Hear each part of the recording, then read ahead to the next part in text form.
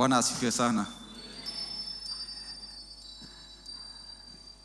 You know, I look at the time and I'm thinking, I don't know whether you've ever finished a service at 3 p.m.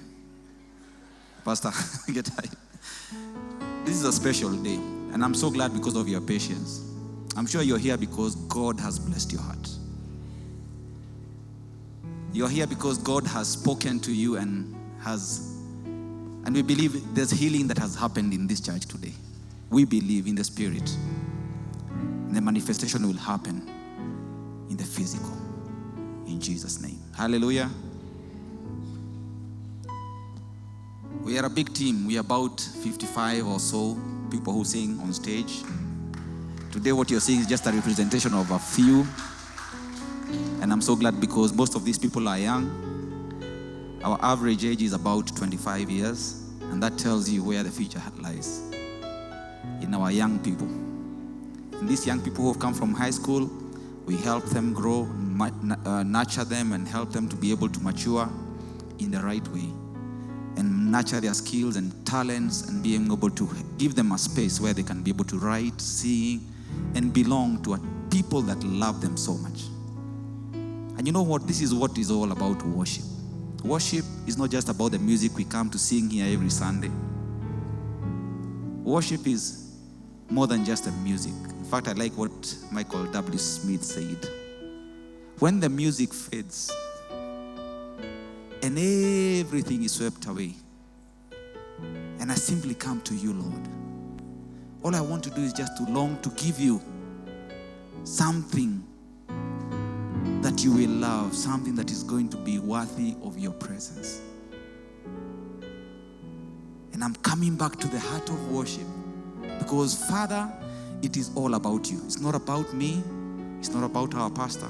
It's not about Mama Bishop. It's not about anybody else. But it's about Jesus Christ.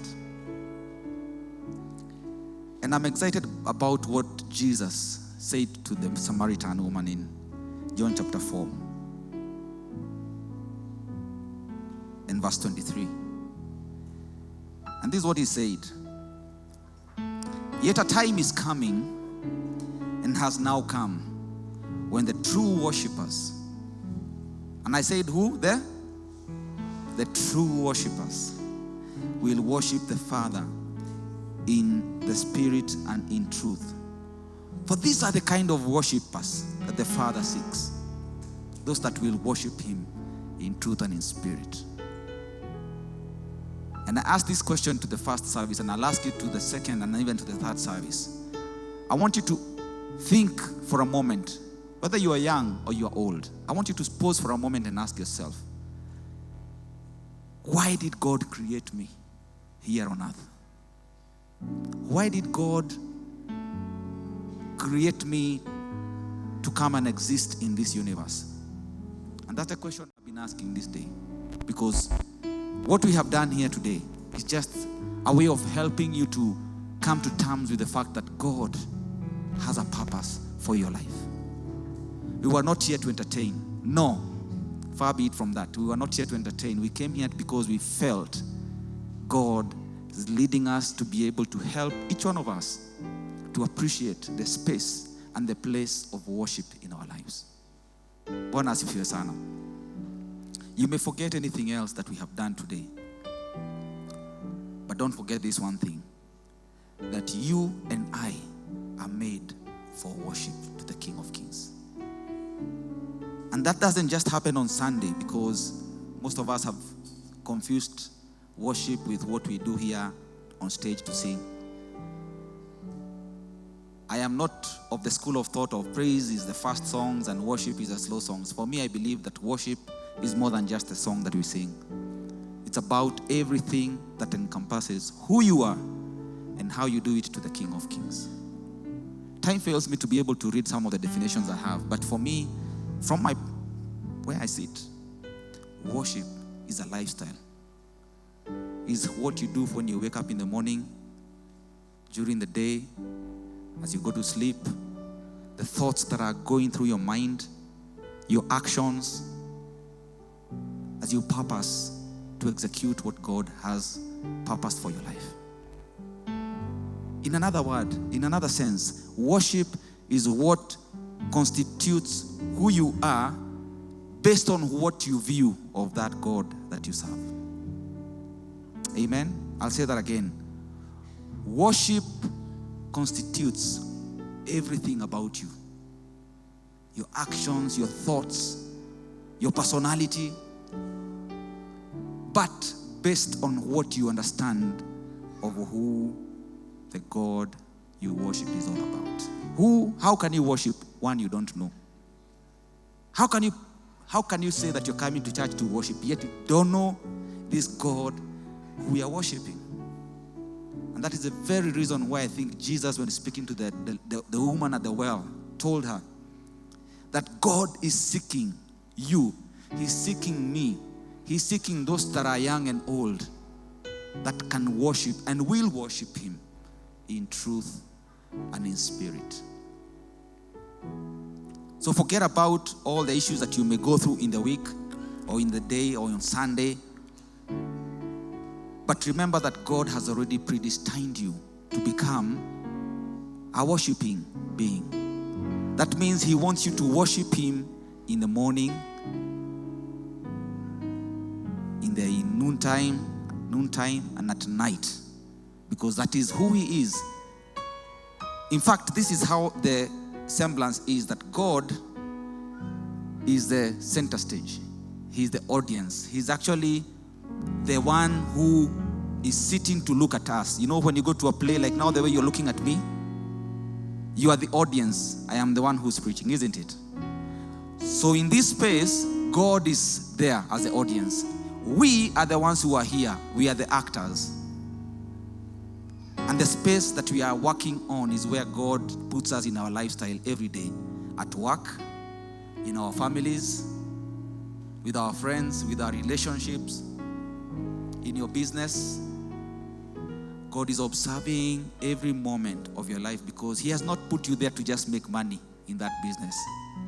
He observes and is careful and to follow how are you making that money in a manner that worships me.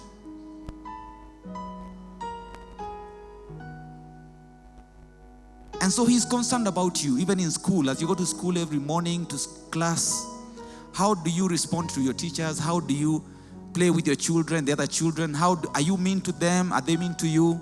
And how do you respond to all that? Because God is concerned about even those small details. Because we want to see ourselves. His image is mirrored in us to reflect who he is in our lives. That dawned on me very much this morning as I came here in this church.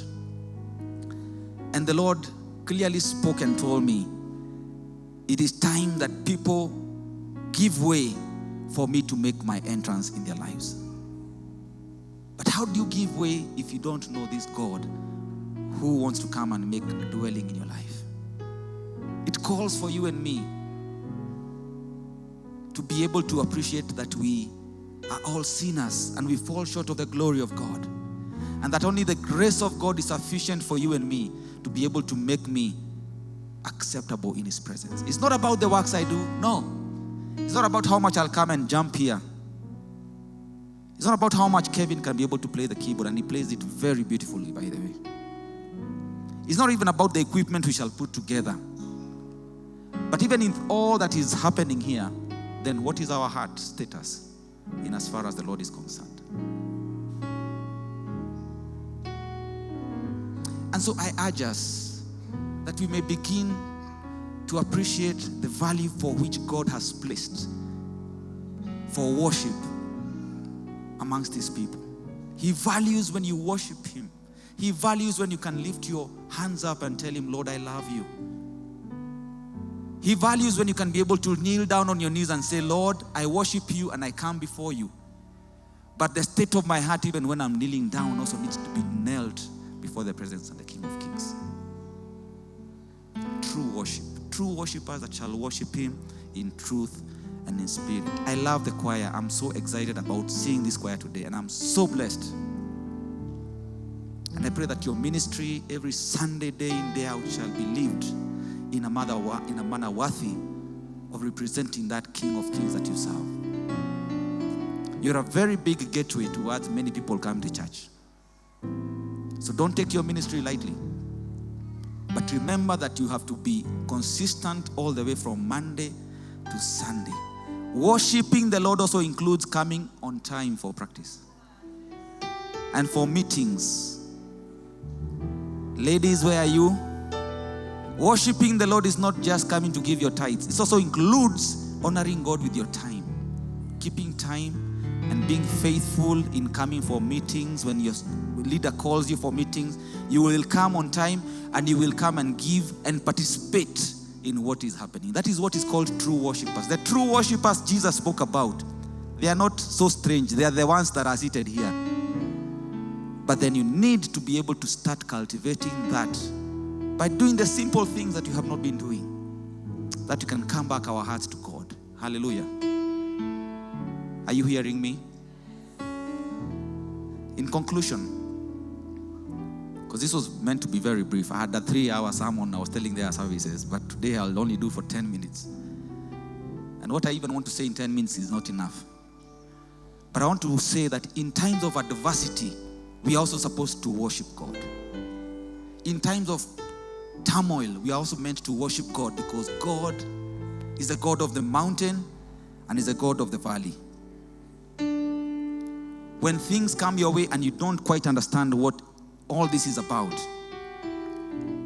you face challenges. I get to talk to some of the young men in the team, and one of them was telling me the other day that how she's being persecuted at work.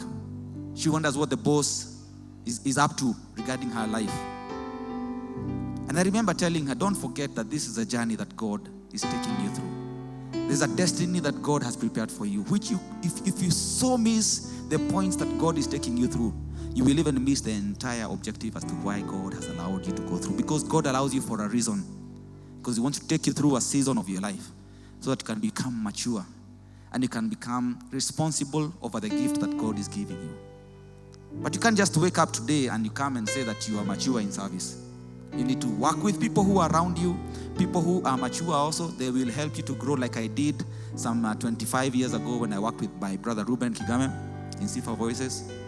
And it got to a point after 18 years of working with him, he said, I commission you to go and serve. I commission you to go out and do what we have been doing in Sifa Voices. And here I am today, because I'm a product of working under a man of authority. And I worked with humility. Why am I saying this? Because worshiping God will also involve at times you go through hard times.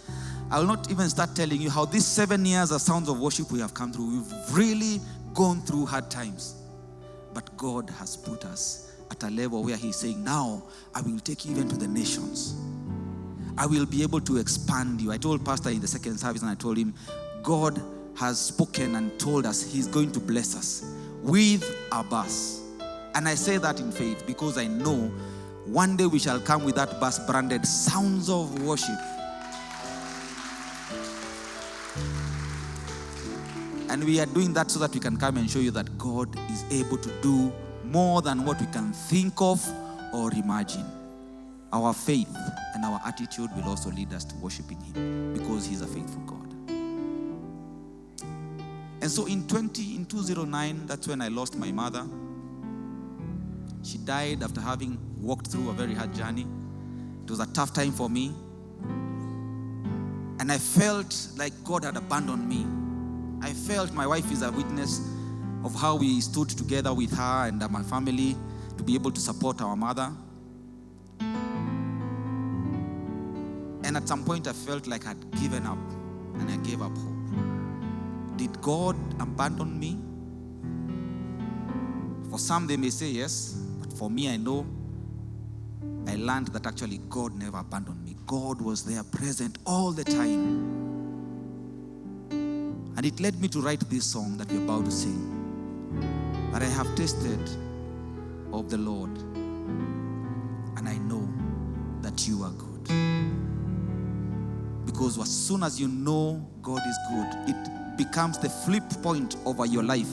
When all of a sudden you realize, actually, I was being lied to by the enemy. You know, the enemy wants you to see that other side of you so that you don't worship the King of Kings. So in moments of adversity, I want to charge each one of you who's here, that you've gone through or that you are going through right now. I know even some of us who are seated here, I know some testimonies, I've talked to them. They are going through day after day. They are just issues that are building up. Don't give up, because God is at the business of ensuring that He is restoring everything that the enemy has taken away from you. Only if you believe, only if you trust, only if you claim it in the name of Jesus Christ. And I pray that this will be a moment for reawakening in your life and in my life, to remember that once you taste of the good Lord, you will know that God is good and He is faithful. Lord, I pray over each one of us who's listening to the sound of my voice, that today, Lord, you shall minister to them. Speak to each one of us. That in our very moments today, we shall not forget that you have called us to worship you in truth and in spirit. You're drawing us to become the true worshipers that you're looking for, you're seeking for. And today, Lord, I pray as we surrender our troubles, our worries, and all our situations, Father, before you, because you know them all. And we pray that, Holy Spirit, you may teach us how to wait on you. But above all that, Lord, we shall be found worshiping you and praising you even during those moments of our lives. Because you are a good God. I know, I know, I know. Yes, I know that Jesus, you are good. I know, I know, I know. Yes, I know. Yes, I know that Jesus, you are good. Sing with me. I know, I know, I know. Yes, I know that Jesus, you are good. I know, I know, I know.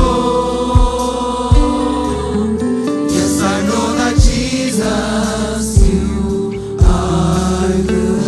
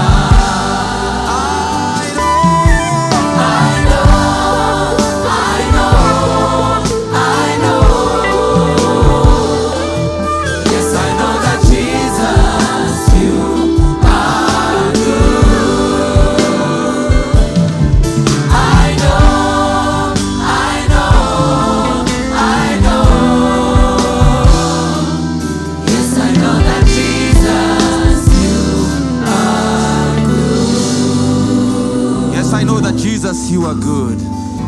I know that you are good. In the good and the bad times, Lord, I'll continue praising and worshiping you every day of my life. In Jesus' name. And everybody said, and everybody shouted and said, Amen. Amen. May the Lord bless you so much. Thank you so much, Pastor Gitai, and the entire congregation for allowing us to come and be with you. Amen. And we look forward even to more times that we can be able to partner in ministry. Amen. And we